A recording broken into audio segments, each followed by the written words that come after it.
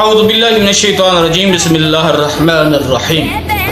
یا ایھا الرسول بلغ ما انزل علیک من ربک. اللہ کا فرشتہ آیا جناب پیغمبر کے پاس، اللہ کا پیغام لے کر آیا اور کہا کہ اے رسول، خدا کہہ رہا ہے کہ آج میرا پیغام اسی مقام پر پہنچا دے، اگر تو نے نہ پہنچایا تو آپ نے نبوت کا کوئی کام بھی نہ کیا. تو جناب پیغمبر نے